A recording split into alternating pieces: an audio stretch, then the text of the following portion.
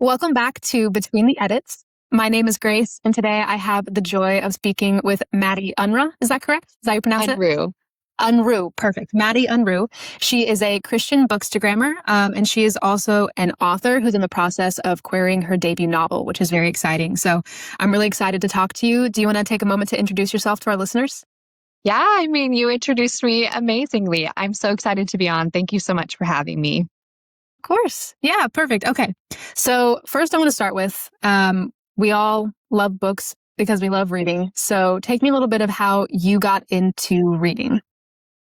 Well, that's a fun question. I've always loved reading. My mom is like obsessed with books. So she started us really young. She had us in her bed reading us like the Harry Potter series when I was probably 4 and not getting any of it, but loved that right away. And she always promised that any book I ever wanted, she would buy me.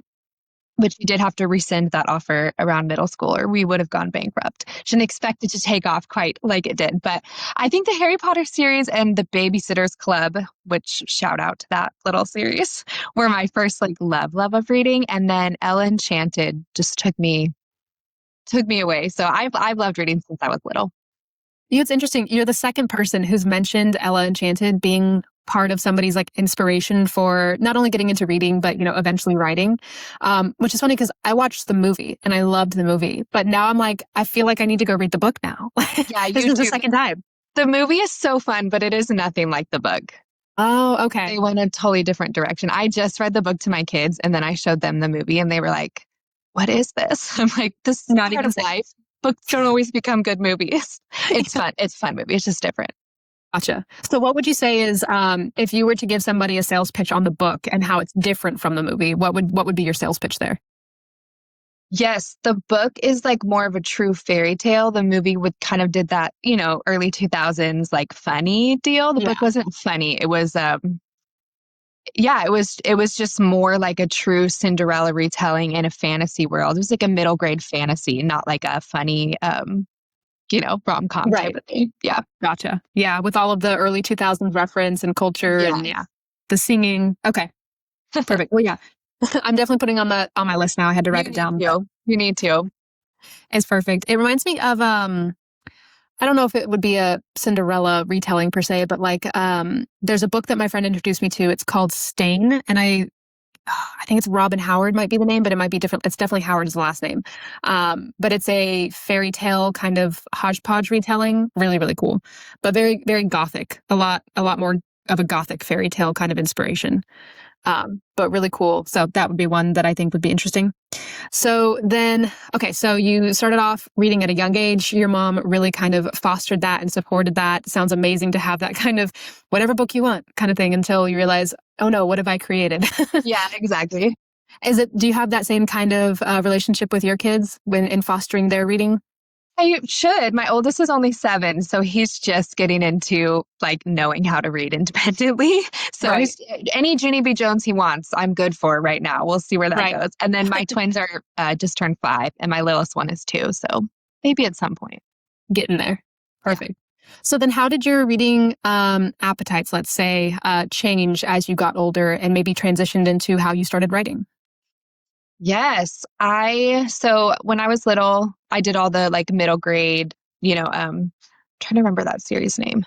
It doesn't matter. I read through all the middle grade stuff and loved it. And then I think that Twilight was likely my introduction into like a young adult fantasy world. And that took me on Yeah. its own journey. I'm a classic millennial. We went through all that stuff. So I loved Twilight unashamedly. I actually just reread them and I reviewed them on my bookstagram. And you know what? It was a good time. But yes, so Twilight, I think, put me in like a different, like a more fantasy, that kind of romance. I sort of entered that like romance world as I became a teenager. And then Hunger Games as well was like a huge, Yeah, just all the classic big names. exactly. And when Yeah. you hit something like that, then I feel like I started chasing the high of those addictive series and just reading through as much as I could. So Uh-huh. that was all the way through high school, basically anything in the young adult, best-selling list. I was just going to Barnes and Noble or Borders at the time and buying those whenever I could. And I actually got saved in middle school because of the Christy Miller series. I don't know if you've heard of that one. Wow. Do you know that one? The Christian, no, I'm not familiar. It's like a middle grade. It takes her from 14 all the way through when she gets married. There's like 12 books, but I got so impacted. I gave my life to Jesus reading that. Aw. And then when I picked up a redeeming love sometime in late Mm, high school, that was the first time I really fell in love with true Christian fiction, which, by the way, that was a difficult first Christian fiction to start with because nothing yes. really compares to Francine Yeah. Rivers. So I'm just chasing that high ever since. But that's when I fell in love with Christian fiction and realized books could be something that I really enjoyed and were fun and could be really impactful in my life. So that's when I had wanted to be a writer probably since elementary school. That's when I shifted to knowing I wanted to write Christian fiction someday. Amazing. Okay. So we'll come back to the writing a little bit, but this is a great segue into your bookstagram. So you are very popular on Bookstagram. Do you have any of the other platforms as well? I did just start a TikTok, but it overwhelms me a little bit. It's totally different vibes over there. It is. It So really I is. started one, but Bookstagram is definitely my main The platform. main one. Okay. So then take us a little bit through the journey of that. That a genuine kind of, you started getting really into reading and wanting to share that and it turned into a bookstagram, or did you set out with I want an account specifically to talk about the books that I love? How did that get started for you? Yeah, so it's kind of part of my reading journey. I gave my life to Jesus, like I said, in middle school. But when I was like 20, I took my faith a lot more Uh-huh. seriously and Uh-huh. started shifting things, that classic transition, which I'm so grateful for. And I took a break from reading at that point for maybe 5+ years, where I read my Bible a lot. I read Christian nonfiction and I read select Christian fiction from time to time. Um, but I went a long time without reading secular books because I was just in a phase of wanting to redefine my worldview, kind of pull Absolutely. out distractions. It was a temporary, almost like a fast, like I a was five literally about to year. say, yes. Yes. And it was good for me, and I'm glad that I did it. But at the time, I thought this would be a lifelong conviction. I'm just never going to read again in the same way. And then when I started working on my book, you have to read quality fiction. So I started trying to reintroduce certain things. And I was really struggling through it because I just didn't know even what books to grab. So you're just going to pick what's popular. But the reading landscape had changed so much in 5 years, and really Yeah. like spicy Yes. romantasy was mainstream. So I think the first book I picked up, it was through a writing course I was taking. We studied A Court of Thorns and Roses. And Uh-huh. I'm like reading through it, and then I get to my first ever spicy chapter, and I was like, oh my gosh, what's going What on? did I stumble upon here? And now I know that book's not even crazy, like comparatively to a lot of Comparatively. things out there, but it was an interesting journey. So I worked through that for about a year, trying to navigate how to read secular fiction because there's a lot to learn from secular fiction, not just from a craft perspective, but I do think there's so many amazing pieces of God we can find in all sorts of worldviews versus when things crossed over into like conviction territory. It was a journey that I was on as I was figuring it out, reading and writing. And so I started my bookstagram when I finished my first draft to sort of get into the world of Okay. Christian fiction. Well, get into the world of Christians who like to read fiction, and just sort of to share my journey, the things that worked for me, things that didn't. I wanted a resource that I would have wanted when I was trying to figure out fiction as a Christian my walk with Jesus is the most important thing in my life, but I didn't feel like he was asking me not to read anymore. I actually felt like it was an important for my future career that I understood the landscape of fiction. Uh-huh. So yeah, I started my bookstagram. It's not even been quite a year yet. I think it was last December, yeah, for that purpose. And it's been so much fun. I was nervous putting those first posts out there, kind of like shouting Yeah. into the void, but quickly found people who resonated with that message, and it's been so much fun.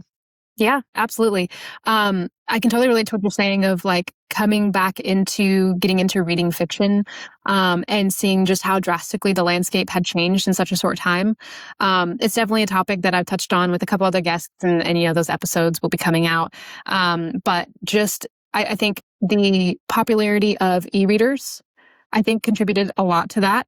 Just the accessibility of book, how easy it is now to be like a self-published author has just like contributed so much to it. And those are some amazing things, but it definitely did like change very drastically kind of the landscape of fiction, and specifically the romance genre, I would say in particular. I can see how coming into that space again after taking it, like you're talking about, like a bit of that fast, right? And then just being like, whoa, needing to kind of figure that out again. And I think it's really smart also to do it kind of the way that you did. So I didn't realize that your writing had started before the bookstagram portion did. So that's really smart of working on your novel and then creating this community alongside of it, so you can really figure out like, who is my target audience, what are they looking for, all that kind of stuff, and it makes it a lot more easy to market your book once it's ready, that kind of stuff. But I do understand that you're in the process of querying. So are you going with traditional publishing and going that route with your book? Yeah, we'll see, right? That's the route I'm aiming towards right now. I initially thought I would likely self-publish just because it's such a valid option right now and I have a Really is. platform. But I entered this manuscript into a contest with the American Christian Fiction Writers Association. Such a long name. It Um, is. just and anyways, I entered into a contest mostly hoping for feedback, and I ended up a top 3 finalist. So I went to the conference and I got to pitch to agents in person, and those meetings went really well. And so I kind of have an interesting relationship with Christian fiction where I think some of it is so impactful. It's incredible stories. It's, life-changing. And then some of it isn't maybe as much. And so I felt I'm pursuing traditional publishing with agencies that I would feel really excited about working with. And I feel like they would have the same vision as me. If I don't connect with one of those agencies, then I would pursue self-publishing before I would pursue maybe agencies and publishing houses that just have different vision for Christian fiction than I do. That makes sense? Absolutely. Yeah. No, I mean, it makes a lot of sense. I think that's one of the things that as an author, you have to really consider. If you go the traditional publishing route, there's pros and cons on both sides, right? Traditional publishing, self-publishing, and then there's also hybrid publishing, right? So pros and cons for each of them. Traditional publishing has a lot of really cool options that come with that, right? You have the financial support, you have the support of all of the different, editors, cover artists, all that kind of stuff that come along with that. And then you have a huge benefit of that is the marketing aspect, right? And so that's why it's so important to pick a publisher that you feels like aligned with your vision for the book. So that way, you're more likely to align on the creative vision for the book, and that makes that process a lot easier. But you also have more help targeting, again, just that the audience that you're trying to reach with your book, if your publisher has the same market niche, if that makes sense. Absolutely. Yeah. So you had your first manuscript. What had the process of writing this first novel for you look like?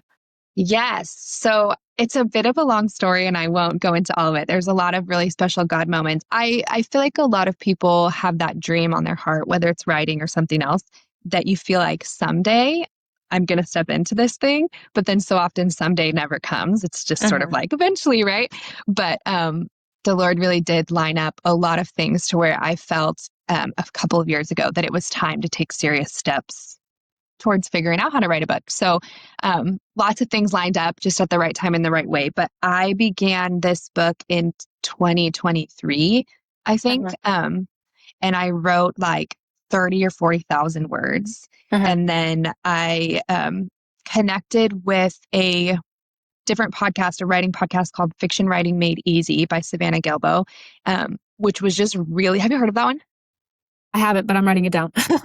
It's super simple, like 20-minute episodes, and it's super practical. And the way she teaches just lines up really well with my type A brain. It's like heavy on plotting. I mean, she has stuff for pantsers too, but I stick to her plotting side. And genre and mastering scene. And so after I went ahead and I took her course, I deleted those 40,000 words and started over, which is a Goodness. little heartbreaking, but it shaped the story so Right. much better. So I Uh-huh. began doing that. Now, I found out I was pregnant with my fourth baby at some point early in that process. And so I took a long break when I was at the end of my pregnancy and he was born. So it's like 2 years, but it was probably 1 year of writing and a long break. And yeah, for me, it was just, I mean, I've got 4 little kids now. So it's just like the 4 to 7 a.m. grind. Yeah. So, and I think a lot of people are going to be able to relate to that. I think writing is a really cool career option for people because there is, to a certain extent, the flexibility of, like you said, like the 4 to 7 a.m. One of the questions I love writing when I get to speak to authors and writers is like, what does your daily routine look like? Because there's so much variation in where people find the time to fit in the writing and amongst all the other things that keep us, busy, wives, daughters, mothers, all that kind of stuff. Absolutely. Yeah. We're going to take a quick break from the conversation so I can tell you a little bit about a great product. I want to tell you about the Tertulia for Authors website builder. As someone who made their own website when I first started freelance editing, I can tell you that it took hours of frustration to end up with a website that had half the functionality of the Tertulia for Authors website builder. This resource is specifically designed for authors, whether you're published or not. It's easily customizable, incredibly user-friendly, and puts vital marketing tools at the fingertips of authors, like blogs, event calendars, reader magnets, and email lists. And it's really affordable. So if you're an author looking to establish a website for the first time, or an author who already has a website but is looking to switch to a more manageable software, use the affiliate link in the description to sign up with Tertulia for Authors. Using this link does help support the podcast and is greatly appreciated. Now back to the podcast. Mm-hmm. So what does your daily routine look like then? What does that kind of look like when it unfolds for you on a day-to-day routine? Yes, it has changed a lot over the last couple of years because I try to flex with my kids, and my husband and I also work full time for a ministry called Circuit Riders. So we're very busy. But right now I tend to get up around 4 or 5. I'm an early bird, so that's like not a huge sacrifice for me. I feel like some people are like, oh, I have to learn how to do that. I'm like, you really don't. If night works better, just do night. It works for my brain. So I get up really early, and then I always do some writings. I work out 3 mornings a week as well. So sometimes I'll write like 4 to 6 and then start my workout. And then on the other ones, I'll do like 4 all the way till 7 or whenever I get my kids, 7:30. Yeah, so I pretty much do all of my writing in that window. Right now I'm on like a revise and resubmit deadline. So I'm also trying to fit some stuff in during nap, but that's really chaotic because not all is nap, but I'm trying. Yeah, exactly. And then once my kids are up, they're like partially homeschooled. We have co-op. So it's just like kid world the rest of the day, which I love. Yeah, amazing. As far as the bookstagramming stuff goes, one question I was really interested to ask you, do you think that how you approach your writing and this whole process has changed as a result of starting your bookstagram and finding that community and looking at all the different resources that are out there? Yeah, it really has. Bookstagram has been such an unexpected, fun thing that came out of all this. I love it. I love connecting with people. I love the conversations happening in my DMs. It also gives me like even more incentive to be reading. It doesn't just feel like, oh, I'm just like not doing my work. I'm reading. I'm like, well, this is for content. This is good. I need to review this book. And when I buy all the books I buy, I'm like, it's basically a business expense. You know what I mean? That's right. No, it isn't, but that's what we're going to tell my husband. But yes, I think that reading so many books and reading so widely and getting to see what's working for my audience and just the different readers out there has impacted my writing so much and just been really fun. I feel like the main thing I've taken away is that every style is really valid of writing, because I'll have books that some people hated and it's some people that, and you just kind of start to appreciate the nuance of it all. But then that some things are universal. You have to have certain things in order to make your book really work. So I think it's helped sharpen my style and also just given me more confidence that I don't have to write like this writer or that writer for it to be a good book. Right. Comparison is the thief of joy, right? Absolutely. Yeah. Yeah. And it's an interesting point that being on Bookstagram and seeing all of the different types of books out there that people like really resonate with and how no two people are the same. In one way, you would think that potentially getting into that space, you would think that the impulse to compare right, would be stronger. But then you've almost had the opposite experience where you can see how people genuinely enjoy so many very different things that instinct to compare maybe is it not quite there or is not as strong. Would you feel like that's a fair characterization? Yeah, I would say it's not as strong. I also read kind of widely. I'm not necessarily like in one little niche. So that probably helps because it's kind of introducing me to even more styles. Maybe if I only read rom-coms, I would Mm. become like a rom-com expert and be like, this Yeah. rom-com is the worst. But I'm kind of abroad. So I can just appreciate like the sweet little fluffy book as much as the one that was like a gut punch and I was crying. And you just realized, I don't know, books are fun like that. You don't have to, um, liking one doesn't mean not liking a different style, which I like. Right. Do you tend to write within almost like one sort of specific genre? Well, I've only written my debut right now. So yes, I'm very specific to one book. It is a contemporary romance, which I enjoyed. I really do want to do a romantasy next because that's like my favorite to read. So that would be very different. I I chose contemporary romance for the first book, not necessarily because it's my favorite genre, although I do love it, but because there's so much to learn in writing a book that I didn't want to also add world building or complicated magic system or historical elements or things that I needed to research. I just wanted to focus on a really good plot and developing characters and all that stuff. So I'm glad I did that. It was fun. That's a great piece of advice, by the way. I think sometimes it's whatever idea you're connecting with most, right? And so forcing yourself to write something that you're struggling to connect with doesn't usually pay off a lot of the time. But in this case, if it's an idea that you are connecting with and you can make it easier on you to write, especially if it's your first time writing a novel, that's really smart advice. And just keep it simple so you can work on building strong mechanics for the story. And then as you get used to those types of things, you can add in some of the more fun elements that might be fun to explore, like world building or magic systems and, all the other great stuff that makes a great romantic novel. Yeah, I'm really glad I did it that way. I think there was so much to learn on plotting, pacing, scene structure, character development, dialogue that I think if I had added more elements, I would have lost my mind. But next time, maybe I'm ready. I'm going to Yeah. try it. We'll see I how don't know. it goes. It sounds like you got it down pat to me. Oh, well. But that's amazing. So, okay. Another question I really love to ask. So going through this process, right? So you said God made a way, basically, where you like, this is the time where it's time to start investing in this vision that I've had of writing a book. In the process of doing that, you started your bookstagram, and that has also kind of fed back into the whole writing the book process, really strengthened that, helped you find what your niche market is and all those great things. Have you learned any lessons throughout this process, kind of those two things of writing the book, doing the bookstagram, that you've seen made impacts in your personal life? What a good question. Through Bookstagram or writing my book made impacts on my personal life? I mean, definitely, and in a lot of ways. Bookstagram, I have enjoyed so much. I've talked to my husband about it, and it's been fun to sort of watch that world grow and take off and get to have a little bit of influence in people's lives when it comes to this area that I've loved so much for so long.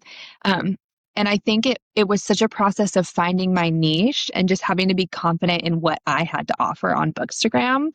Because it's such a saturated world. There are Really? so many Yeah. bookstagrammers, and there are so many Christian bookstagrammers, and there's so many different ways that plays out. So there's people who are only going to talk about Christian fiction, which I love that, or there's people who are Christian bookstagrammers, but essentially it just is going to be reviewing any books. And then there's some people who are just going to go really hard on spies and talk about all the reasons why you shouldn't be doing that, and all these different variations of what Right. people want to say in that space.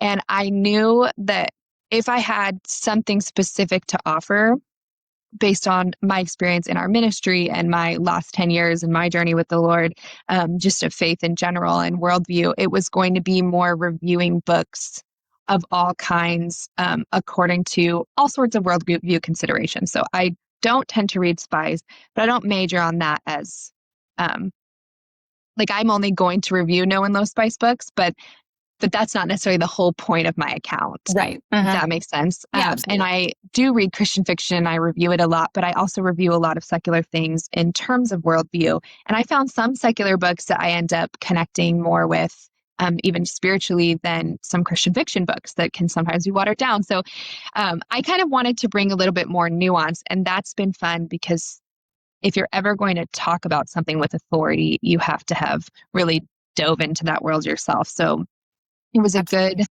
opportunity to firm up my convictions. And it's changed the way that I read because I'm not just sitting there like just going through it in my own head, having a good time, being entertained. It's helping me to even think through things more critically because I know I'm going to have to make a video and tell people what I think of this book and why, which ways it pointed to God and which ways it didn't. And so, yeah, that's affected a lot of things, Yeah. which has been so fun.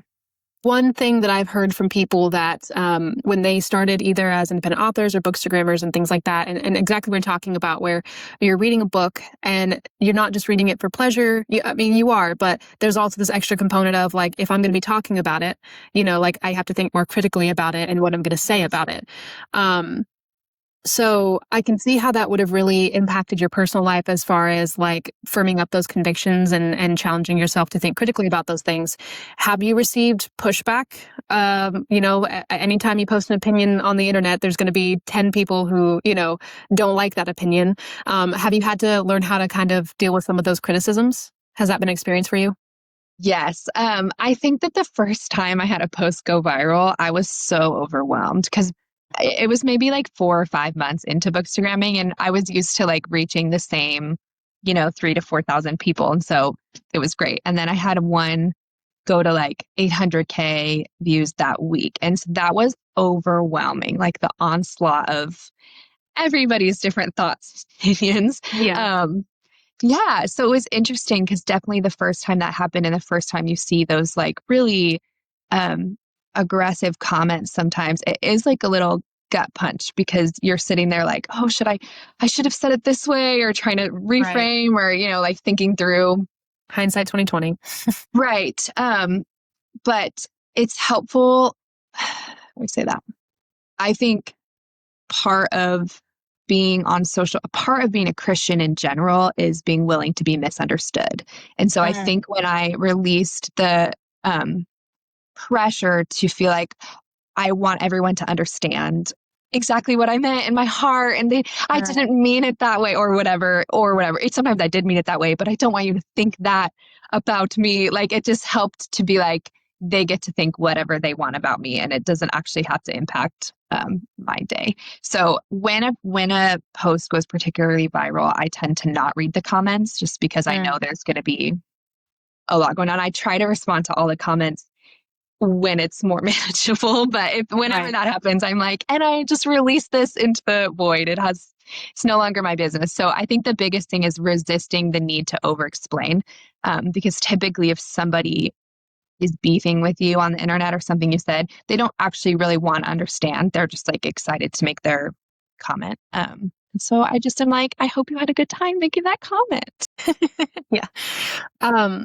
It reminds me of when people say that you create like a monolith of like a group of people, right? Like, so, as Christians, there's lots of different variations of opinions on things within Christianity too. So people can do that as well. Like, you think there's this monolith of Christianity in reality that works when you're talking about a population level kind of, trend or statistically speaking and all that kind of stuff. You can always find trends within groups of people. But when it comes down to an individual person, I think we can see the same thing online where people will make comments or you'll make a post, right, about something and you share your thoughts on this particular thing. And people are willing to look at that in isolation and say, this is you, right? It's like, no, this is one of my opinions. And this is one of the ways in which I chose to express that opinion. You have no context about who I am, what I've been through, what I believe outside of anything that's just explicitly in this one, clip on the internet. And so I think that's where a lot of that comes from too, is I think you made a great point. I think the vast majority of the times it's people looking to be upset about something and feeling free to do that over the internet.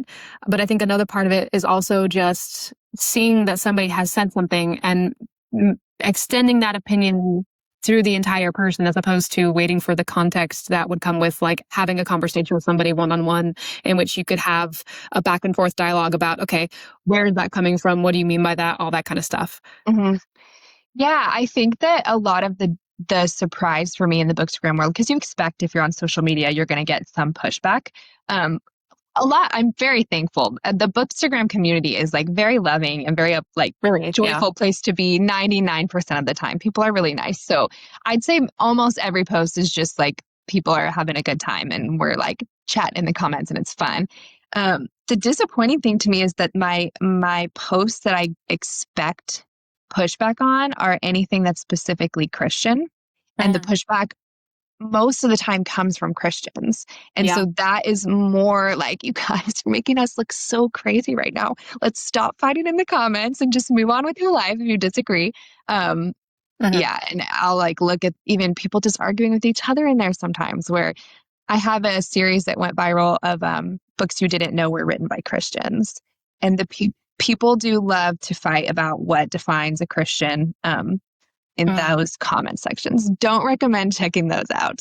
Um, yeah, so I think that was disappointing. And then it's just funny because you'll have, honestly, the more pushback I've gotten, the easier it is to move through it because they're also all conflicting. So Mhm. I've had people say that I am like not letting women be in touch with their sexuality because I tend to steer towards no and low spice because it's a big stumbling block, I think, in my life. I don't want that going on for me. So Right. then people have thoughts about that. And then I've had times where I'm like, I'm not here to tell you what you need to be reading. Like, that's between you and the Holy Spirit. And then people are like, so you are saying Christians should be reading porn? Like, yes, that's what I'm saying. That's a huge Exactly. extrapolation from what I just said, but okay. Sure.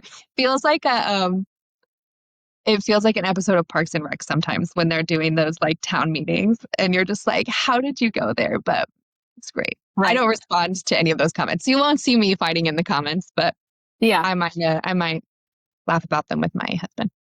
Right. Well, I mean, and at a certain point, you have to, right? People are going to hear what they want to hear sometimes. Not everybody, right? And it's always, I think it always is always, um, it's always good to be able to receive loving and appropriate critique and feedback, and like being open to those things. But it's very easy to tell the difference between that and somebody who's looking to pick a fight, Yeah. right? And I think just like what you said, like the fact that it's all conflicting, Yeah. you'll have somebody who tells you that this is wrong, and then somebody else over here will tell you that it's wrong, but for a completely different reason, and they actually are in support of the reason that that person identified as being wrong for. And so I think it just goes to show that it's like there's no way to please everyone, right? And so it's not the intention of posting it is not one of the things that I've really liked is when people make distinctions between prescriptive and descriptive. So prescriptive content is I'm saying you should do this, right? And that usually has to come from some sort of place of expertise, authority, education, various different ways, references. There has to be something backing that prescriptive notion.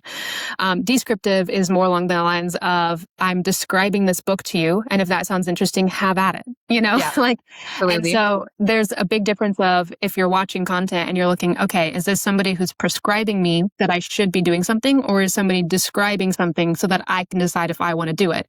That I think helps a lot of people maybe just parse out what we need to be worried about. Yeah, Yeah. totally. I So agree. this has all kind of been tying into obviously a big faith component to your bookstagram, your writing, how you live your life, what you believe. So I always love asking for Christian authors and authors of all types of religious persuasions and everything. How has your faith really impacted or guided you through kind of these journeys that you've been taking? Yes, I would say that my faith is the guiding force of all of these things. I absolutely love writing and I love books of all different, from people with all different worldviews. I love books that are just to entertain. I'm not somebody at this point in my life who only reads Christian fiction. Um, but as far as my writing goes, the amount of time it takes to produce a book is startling. Legendary. Yeah. Yes, it's a long time and it's a huge chunk of my life that I'm devoting to working on that, not just writing, but all the education that goes around it and all the revising and all the many factors of it. That for me to invest in something like that at this point in my life when there's a lot of demand on my time. I'm a mom of lots of little kids right now. I don't want to do it unless it's making an internal impact. So that's not to say that I think every book has to. Obviously, I read books that are just totally for fun. I ate up The Summer I Turned Pretty, by the way. That was a great book. But if I'm producing something in the world, my faith is going to be the underlying motive. Whether I end up always doing like a very obvious Christian fiction or in a romantasy setting, I would want to do like a more subtle, like a more Narnia kind of parable, metaphorical. Either way, I think to me, it's really important for my writing to be putting out a message that I believe has the power to impact as well as entertain. But I would say my disclaimer to that is I think all authors do want to do that to an extent, whatever their worldview is. You usually want, which is why I review worldview on my bookstagram, because very few things are written just to entertain. The author usually wants you to receive a piece of their worldview, and from the best of intentions, because they believe it's true and they want you to get that breakthrough as well. But that's why I review worldview, because a lot of secular breakthroughs and some Christian fiction breakthroughs aren't real breakthroughs that we need, or that don't line up with truth as far as Christians see it. Right, exactly. It definitely impacts my reading and my writing journey for sure, and my bookstagram journey, because I hope that's the biggest takeaway that anybody who is on the bookstagram journey with me on my page gets, is how to read critically and enjoy books and find the things in them that are true and fun and enjoyable, and also be able to think critically about the underlying message that maybe isn't true, and you just don't have to blindly take it in just because the book was good. Right. Yeah. It makes me think of, I'm not sure if you're familiar with Charles Martin. He does the Keeper series. I got to go see him give a talk one time. And I think, hopefully I'm quoting him correctly. And if I'm not, my apologies to Charles Martin. He said he's Christian, and that's definitely in and throughout his book. But he said he never really thought of himself as like creating Christian fiction, right? So kind of like you were saying, where you read secular books sometimes that resonate more with you for reasons that are important to you because of your faith, than, but they're not explicitly in that book. Or you were talking about authors you didn't realize were Christian, right? And so they're Christian, but they're not making that an overt feature of their writing, but yet I can almost guarantee you that that's going to show up in some way, shape, or form in their themes or their character arcs, or, the plots of the story, like that, something that's that integral to a person. And they're creating a work that they hope not only, like you said, like not only entertains, but impacts somebody's life, informs somebody's life. That's going to come through one way or the other. And so, I guess an interesting question. It might be putting you on the spot because I don't know if you can easily remember the name of a book per se, but I would love to know an example for you of a book that was secular, right? But you said, wow, like as a Christian specifically, I felt really impacted by this book, even though that was not the intention at all of either the author or the novel. Yeah, absolutely. I think a lot of those times I do end up finding that those books were written by Christians, Oh, which okay. is why I started that series, because I'd be like, oh, this book impacted me so much, but it's general market, but oh my gosh, you have to read it. And I would end up finding out, oh, that author is a Christian. So that is, the worldview was there underneath. But the Prison Healer series have you read that one? It's stunning and you should read it. It's very good. Prison Healer series. That one impacted me so deeply. We read it for my book club as well, and obsessed. Everybody was in love with that one. My book club is all Christians. We're all part of the same ministry. We work together. And they're like, and Jared, I encountered Jesus in Jared. I'm like, so did I. So that one, Nightweaver, which is a newer romantasy that's out right now. Have you read that one? I haven't read it, but I've heard of it. Yeah. Okay. So she's a Christian, which I didn't know until I got to the acknowledgments at the end. But I'm like, this is the gospel. How is this not the gospel? Like we have the God King, all the parables in there. So I loved that one. A river enchanted and a fire endless. Yes. Oh my gosh. I'm forgetting her name because it's been a while since I read it. But yeah, I'm thinking of the character though. Okay. The healer one, but she's like what's her name? Sidra. Yes. Yeah. Her on her little journey, like it's spirits, it's elements, it's not God, but her faith journey from like implicit trust to something bad happens to her and she has to figure out what she actually believes and then landing in a place of it. I'm like, I realize you're talking about fire elements, but this is impacting me. You know what I mean? So I'd say She was one of my favorites in that series. Like I Sidra. loved her character so much because I also would grind for Sidra. I know. One of the reasons why I loved her so much is because no shade to any other characters out there, but I feel like we got into a trend, a very big trend, where like we had all of these female fighter characters. Yes, right? I have a whole post on that. I have shade for that. Perfect. Well, then you'll get where I'm coming from. Like, and I don't have any issue with that character as long as it's done well and realistically. But she was an example of like this very feminine, motherly character who had that strength that just comes from just femininity. And I loved it so much.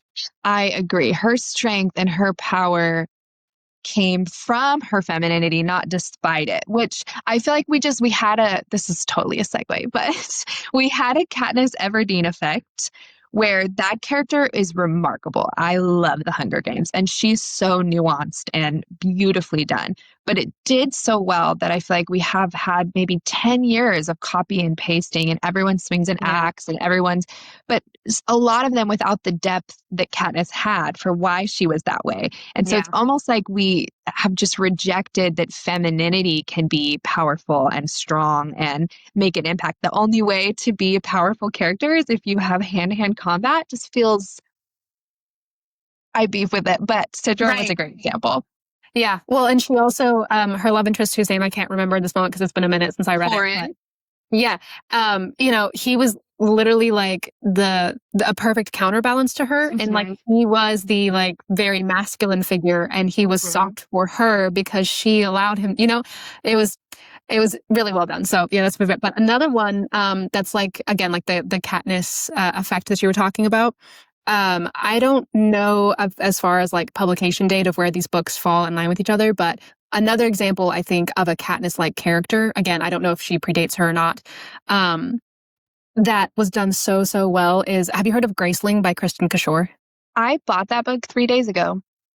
I haven't read it, but I had done a post a while ago, like, tell me the no or low spice book that's underrated, that changed your life, but that's underrated. And I probably had 200 people say Graceling.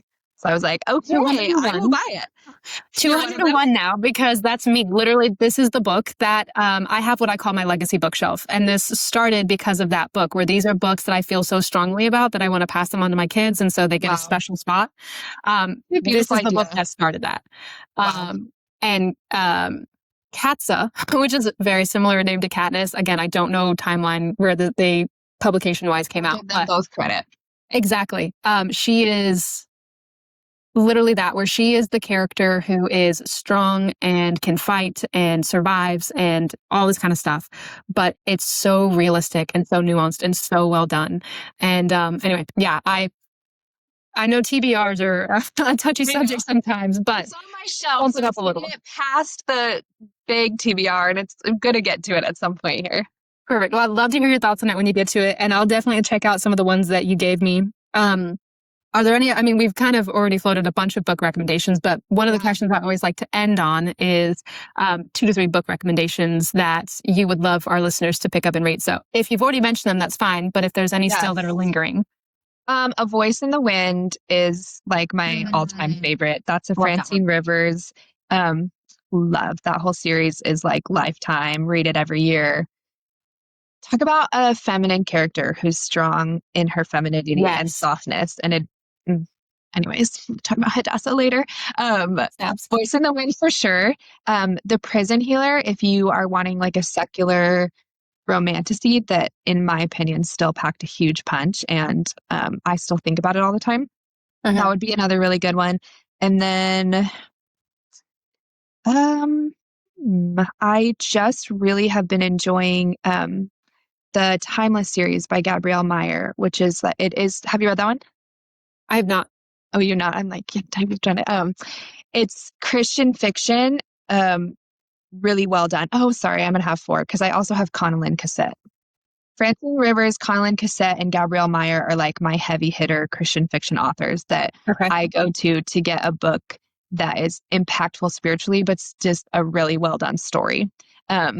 But then if you want secular books, Prison Healer I've loved. As I said, I really liked the Once Upon a Broken Heart series. I thought that was so much Yeah. fun. Divine Rivals is so fun.